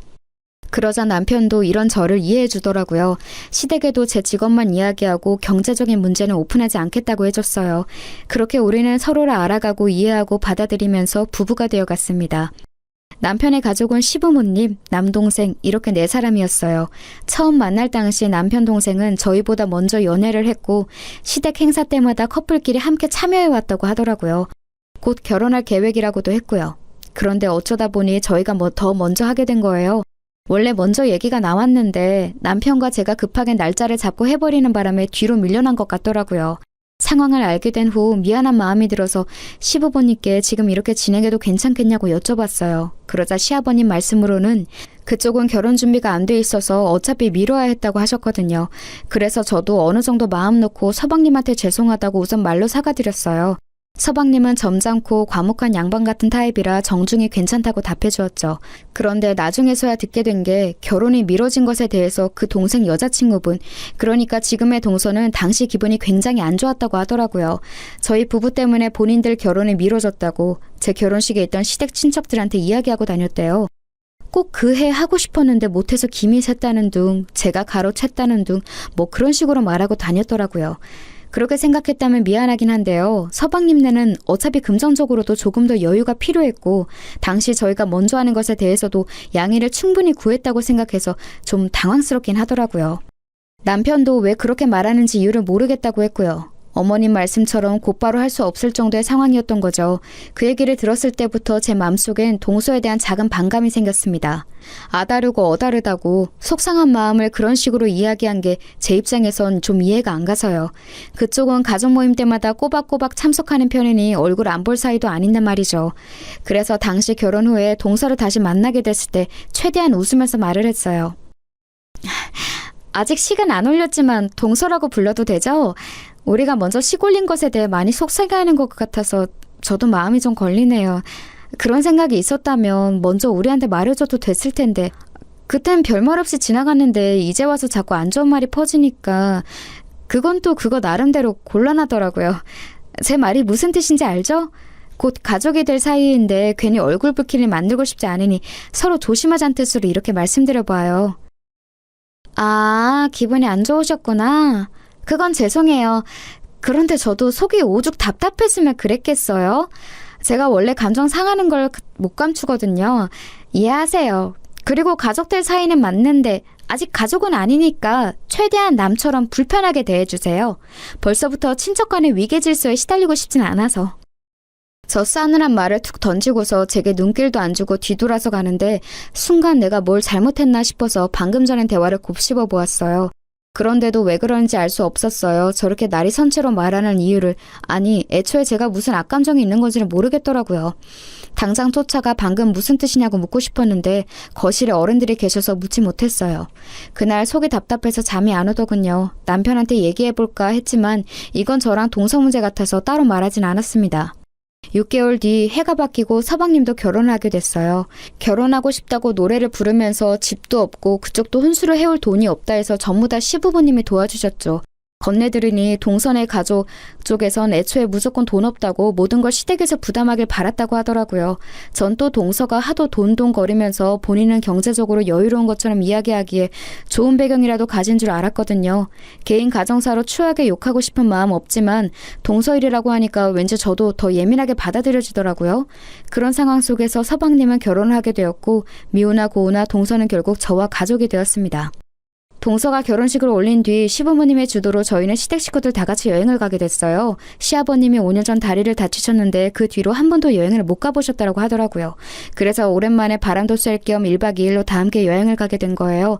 사는 곳과 멀지는 않지만 자연 경관이 아름다운 지역이어서 저희 다 기분 좋게 떠났어요. 시부모님이 계셔서 그런지 동서와 그렇게 부딪히지도 않았습니다. 서로 말을 하지 않으면 사이가 좋았거든요. 그렇게 종일 나름 즐겁게 보내고서 저녁 식사 때 다 같이 반주를 했습니다. 그런데 동서가 기분이 한껏 좋았는지 연신 술을 들이키더라고요. 그렇게 안 생겼는데 엄청난 주당이라고 하더군요. 하도 술을 마셔대서 서방님이 말릴 정도라고 하더군요. 동서가 술을 잘 마시는 걸 가족들 아무도 몰랐던지라 다들 토끼 눈이 된 채로 바라보았습니다. 그런데 더 웃긴 건 주사가 장난이 아니더라고요. 노래방을 가자는 둥, 고스톱을 치자는 둥 아주 갖가지 유흥을 제안하면서 동네 떠들썩하게 고래고래 소리를 지르고 동서 말리느라 서방님이랑 저희 남편이 아주 진을 뺐죠. 그 모습을 보니까 한심하지만 귀여운 동생 같아서 오히려 마음이 풀리더군요. 자존심 부리고 못난 말을 해도 결국 너도 20대 후반의 철없는 여자이구나 라는 생각이 들어서요. 그렇게 숙소에 들어가고 나서 서방님은 동서 먹일 약을 사러 나가고 남편은 씻으러 욕실로 들어간 때였습니다. 방에 들어와 쉬고 있는데 갑자기 동서가 벌컥 들어오더군요. 놀라서 무슨 일이냐고 취한 것 같으니 얼른 방에 돌아가 침대에 누우라고 했습니다. 그러자 인사불성이 된 건지 뭔지 저에게 사태질을 하면서 말하더군요. 형님, 제가 형님 별로 안 좋아하는 거 알죠? 이유 알고 있어요? 전 그냥 별거 없는 허울뿐인 사람들이 싫어요. 별거 없으면서 무게 잡고 가진 거 없으면서 좋은 차 타고 형님처럼 실수 없이 허울만 그럴싸하게 꾸민 사람들이 싫다고요. 어머님한테 들었는데 형님 속옷 장사한다면서요? 그거로 몇 푼이나 번다고 그렇게 뻗대는 거예요? 형님 일이 시장 나가서 내복 파는 거랑 뭐가 다른데요? 그런 주제에 자꾸 어린 척 가르치려 하고 있는 척하고 그 꼴 저는 보기 싫다고요. 동서의 말은 다소 충격적이었습니다. 한껏 애교를 부리며 봐줄 수 있을 정도로 주사를 부리던 동서가 갑자기 저에게 세상 차가운 표정으로 저런 말을 내뱉으니 소름이 돋더군요. 대체 뭔가 있는 척 한다는 건지 사업을 하니 좋은 차가 필요해서 산 거고 제 성격 자체가 무뚝뚝해서 그런 거지 한 번도 예의 없게 말을 하거나 가르치려고 한 적은 없었거든요. 아니 이렇게 변명하는 것도 웃기네요. 애초에 동서는 색안경을 끼고서 저를 바라보니 모든 게 마음에 안 들고 언짢아 했던 것 같더라고요. 다른 건 다 그냥 넘어가겠는데 제 일에 대해 폄하하는 말은 도저히 못 넘어가겠더군요. 그래서 취해서 비틀거리는 동서의 팔을 잡고서 말했습니다. 지금 동서 취했으니까 실수는 어느 정도 넘어가 줄 수 있어. 그런데 내 일에 대해서 함부로 말하는 건 못 참아. 당장 사과해.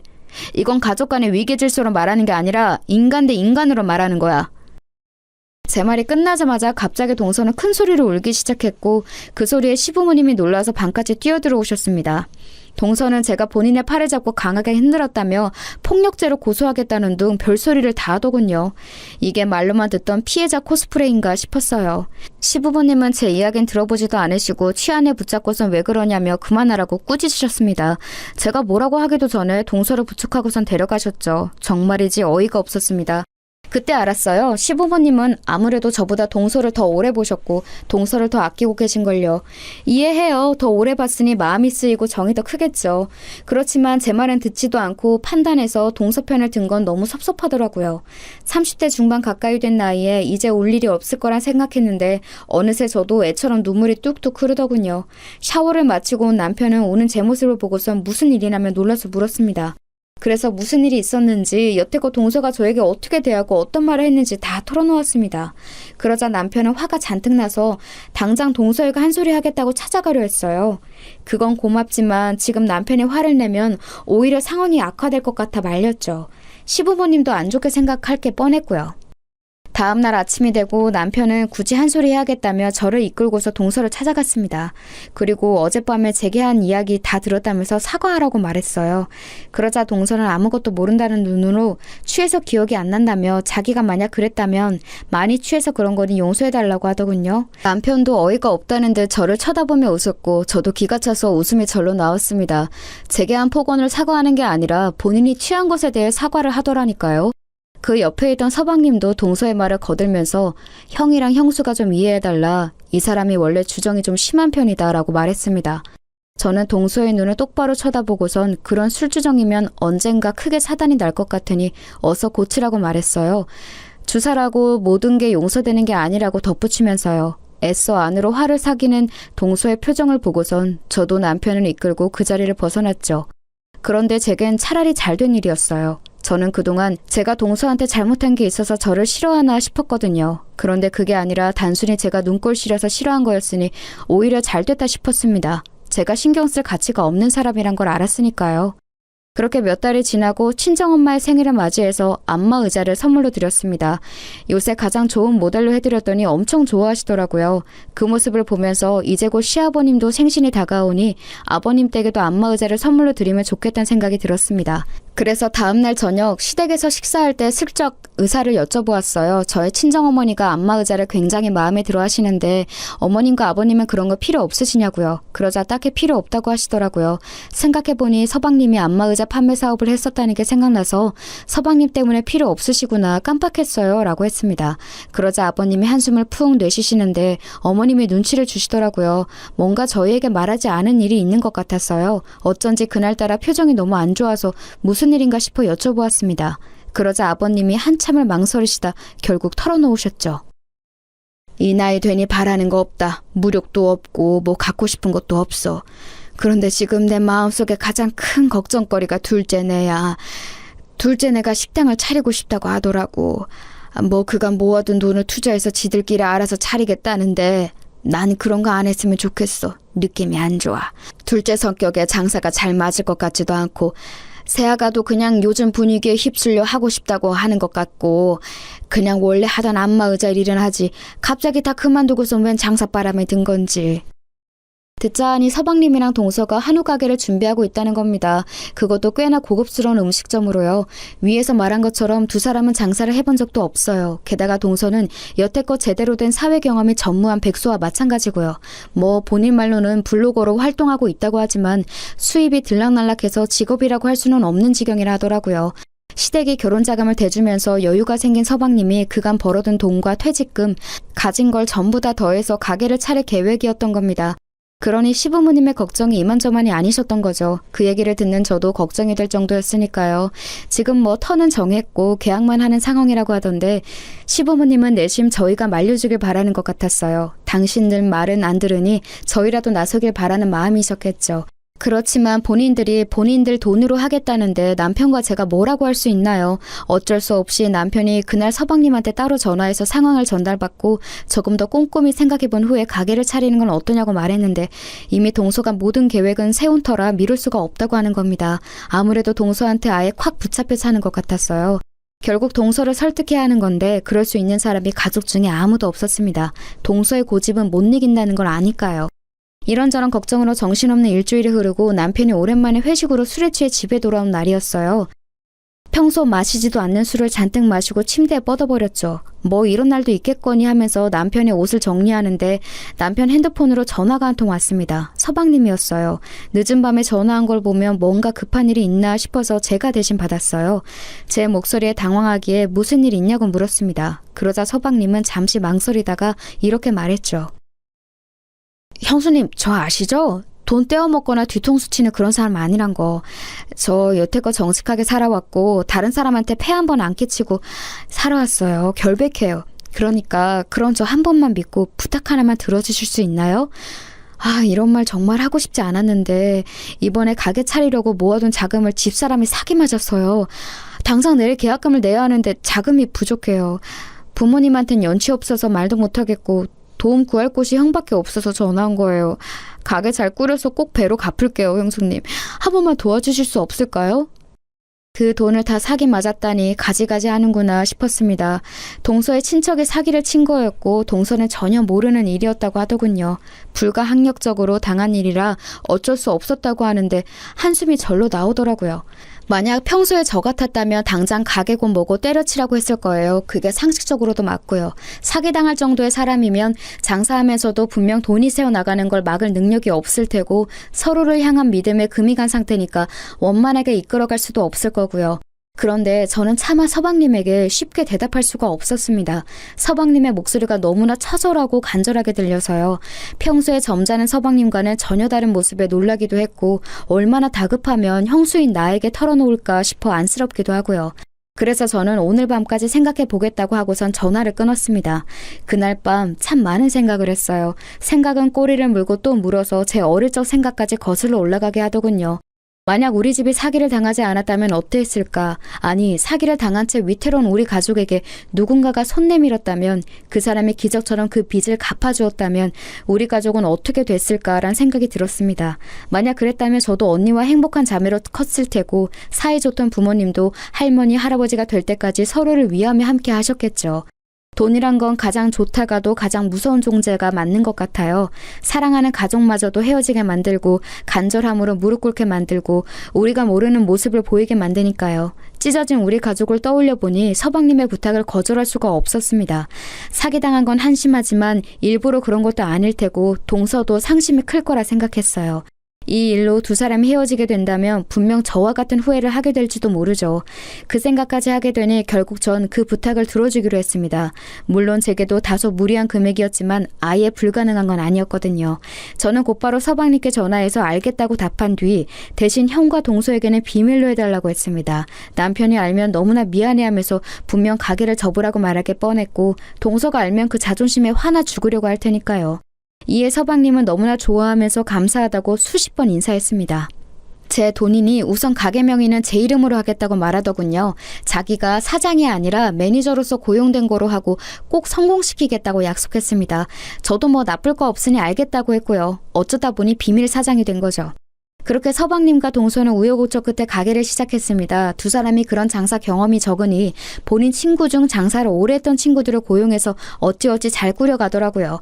물론 처음엔 크게 적자였어요. 빚은 늘어갔고 서방님의 자신감도 많이 하락한 듯 보였습니다. 그렇지만 서방님은 끈기가 있는 사람이었어요. 매일 집에 가지 않고 가게에만 틀어박혀서 보완해야 할 점을 살폈고 음식을 만들고 조합하고 다시 새롭게 리뉴얼하면서 조금씩 더 발전시켜 나갔어요. 이따금씩 남편과 함께 가게를 찾아가면 여지없이 서방님 혼자 어두운 가게에 남아 공부를 하고 있더라고요. 남편은 서방님이 너무 고생한다며 갈 때마다 용돈을 쥐어주곤 했는데 그럴 때만 서방님은 제 눈치를 많이 보았어요. 그 모습이 왜 그렇게 친동생처럼 안쓰럽고 마음이 쓰였는지 가게가 적자인 거 뻔히 아는데 서방님은 매주 5만 원, 10만 원, 15만 원씩 꼬박꼬박 제 통장에 입금하며 고맙다는 말을 전했습니다. 이러지 않아도 된다고 나중에 여유 생기면 달라고도 말했는데 도통 제 말을 듣지 않더라고요. 어차피 이 가게의 실질적 주인은 저고 이 돈도 제 돈이니 이렇게라도 전하는 게 본인 마음이 편하다고 하면서요. 남편에게는 비밀인지라 티는 못 냈지만 그런 서방님이 참 대견했어요. 어떻게든 잘 살아가려고 애쓰는 모습을 보니 언젠간 성공하겠다 싶어서 돈을 빌려준 것에 대해 마음이 조급하지 않더라고요. 시간은 다소 걸리겠지만 나중에라도 다 갚긴 하겠다 싶어서요.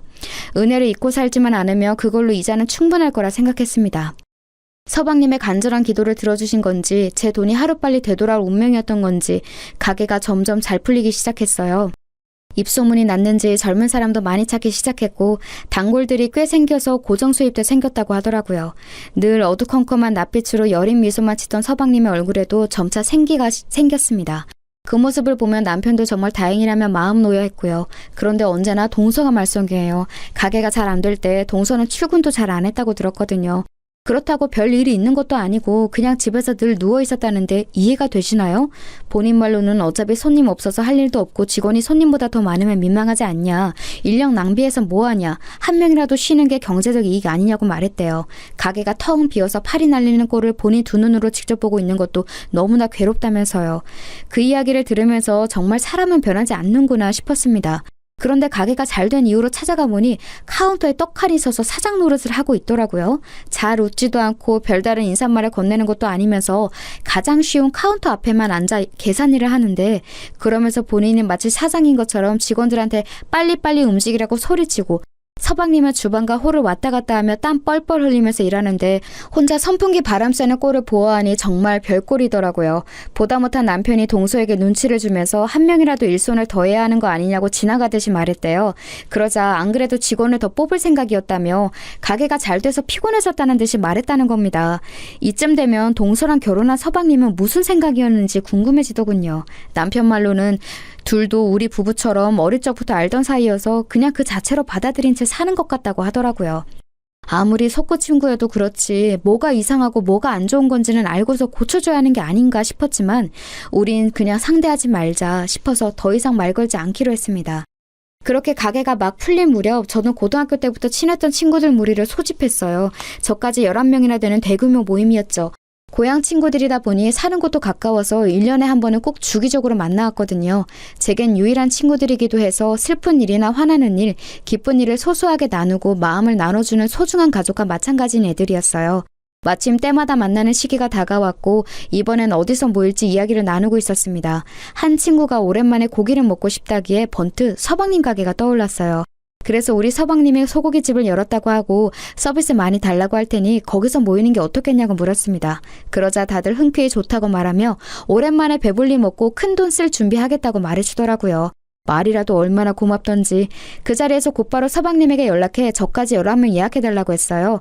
그러자 서방님은 또 수화기 너머로 연신 허리를 굽혀가며 고맙다고 말했고 서비스 무조건 많이 주겠다고 호언장담을 하시더군요. 그런데 우리가 가는 날 서방님은 다른 가게 답사차 출근을 안 한다고 하더라고요. 대신에 동서가 있으니 미리 말해두겠다고 하더라고요. 그 말을 듣자마자 어쩐지 불안감이 엄습했습니다.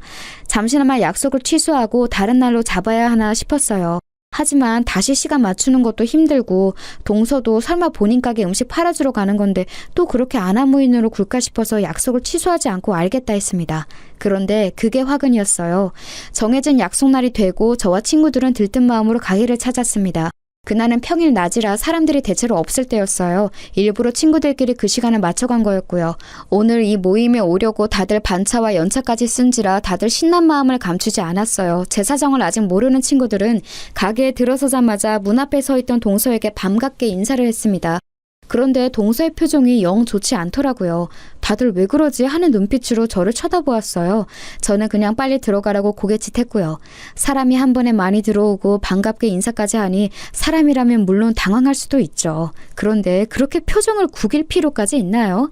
저희가 일부러 말없이 찾아온 것도 아니고 당당히 예약해서 온 건데 저도 갑자기 기분이 상했지만 애써 티내지 않으려고 했어요. 그러자 동서가 가장 마지막으로 들어오던 저를 붙잡고 말했습니다.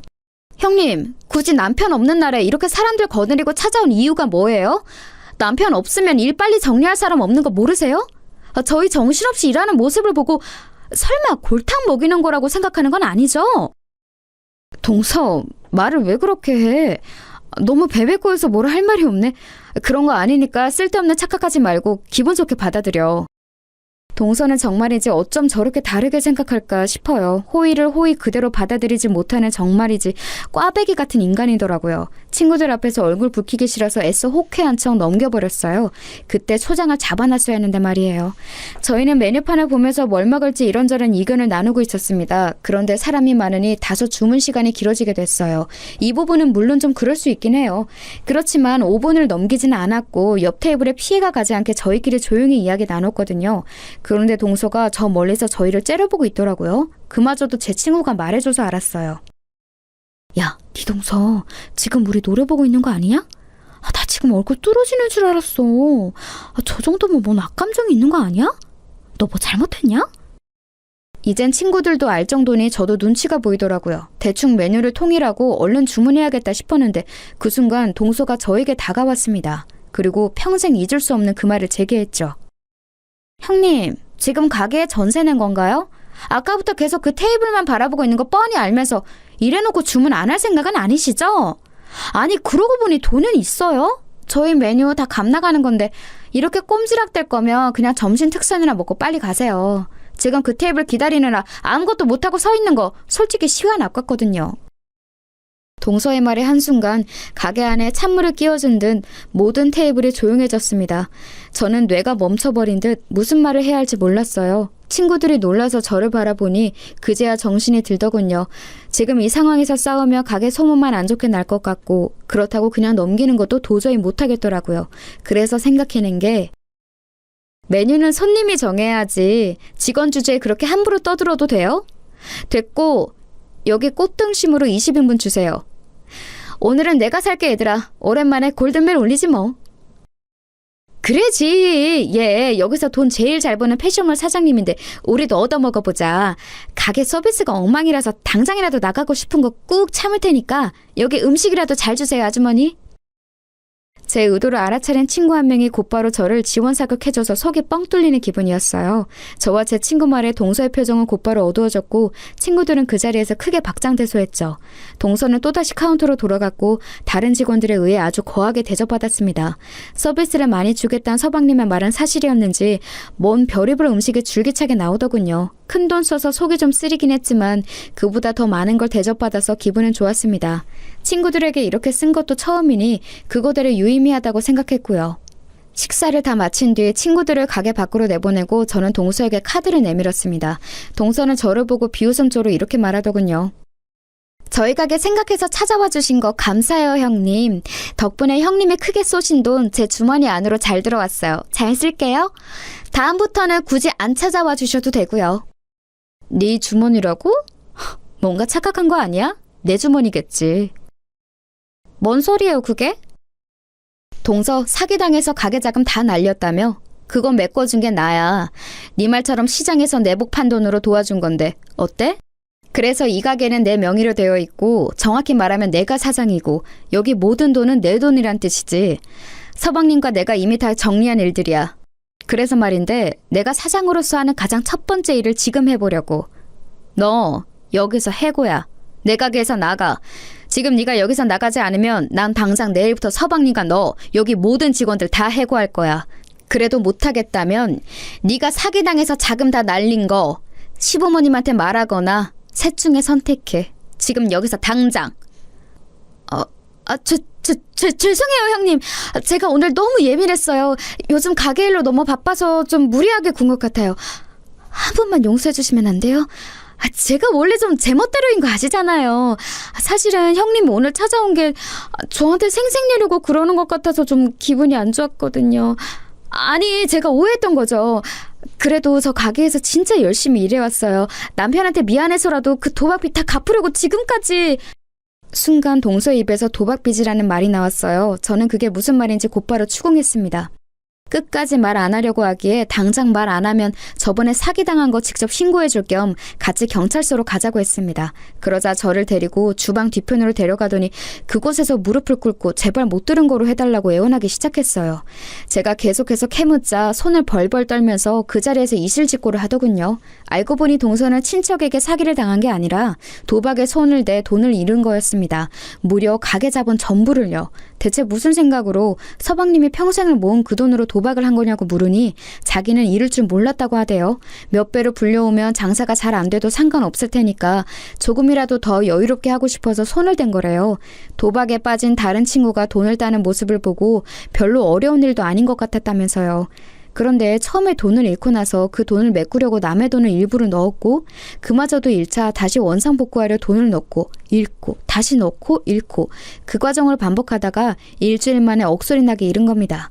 그래놓고 뻔뻔하게도 친척에게 사기를 당한 거라고 말하더군요.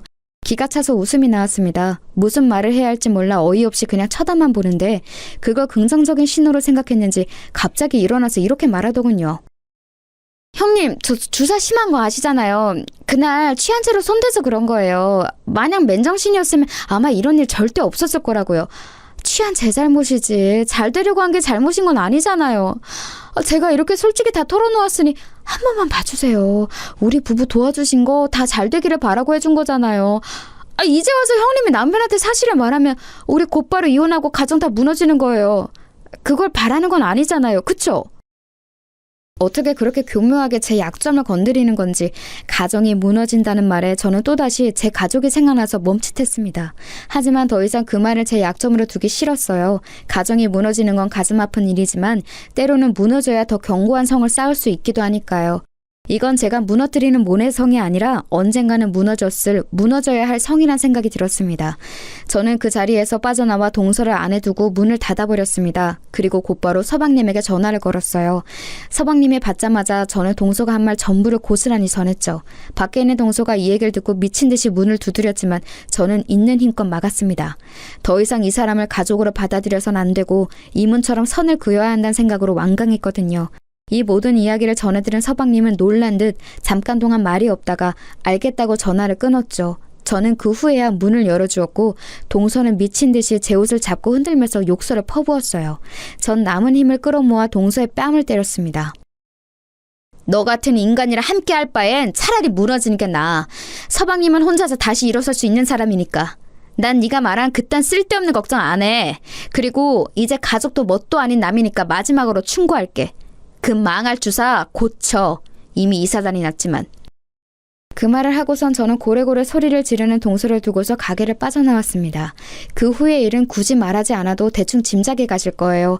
동서가 도박에 손댔고 그로 인해 모든 돈을 잃은 걸 시댁 식구가 모두가 알게 됐어요. 서방님이 모두가 모인 자리에서 이 사실을 밝혔고 동서와 이혼하겠다고 선언했거든요. 잃은 돈을 법적으로 돌려받으라는 시아버님의 말씀에 서방님은 자신이 배우자를 잘못 선택한 죗값이라고 생각하며 살겠다 했습니다. 결국 서방님은 그렇게 이혼을 하게 됐죠. 옛 동서는 끝까지 이혼 못한다고 버텼다는데 동서의 잘못으로 헤어진 거니 버린다고 될 일이 처음부터 아니었죠. 애초에 가져온 게 없으니 한 푼도 못 받고 뭐 하나 건지지도 못하고 몸만 쫓겨났다네요. 저도 그 후로 한 번도 동서를 못 봤어요. 서방님에겐 몇 번이나 연락이 오고 매일 집 앞으로 찾아왔다는데 그걸 모두 완강히 외면한 서방님이 대단하다고 생각했어요. 아마 자신을 속인 것과 지금까지 한 행동에 대해서 큰 충격을 받았으니 심적으로 많이 힘들었겠지만 늘 그랬듯 꿋꿋하게 이겨낼 거라 믿어요. 그럴 수 있게 남편이 옆에서 아주 잘 돕고 있습니다. 퇴근 후에 가게를 찾아가 서방님 일을 돕고 있거든요. 우애 좋은 형제로 소문날 정도니 말 다 했죠. 가게는 여전히 서방님이 운영하고 있어요. 장사가 잘 되고 있어서 아무래도 사장님은 서방님이 하는 게 맞을 것 같더라고요. 지금도 여전히 매주 제게 돈을 보내오는데 금액이 점점 커지는 걸 보니 서방님이 멋지게 자립할 날도 얼마 안 남은 거겠죠. 부디 행복해지면 좋겠어요. 착한 사람은 복을 얻어야 하는 게 이 세상에서 가장 당연한 이치잖아요. 제가 아는 사람 중에 가장 정직하고 바른 청년이니까 바라는 대로 이루어졌으면 좋겠다고 오늘도 조용히 기도해 봅니다. 이 어이없고도 웃음이 나오는 사연을 따뜻하고 다정하게 들어주셔서 감사합니다. 좋은 하루 보내시길 바랄게요.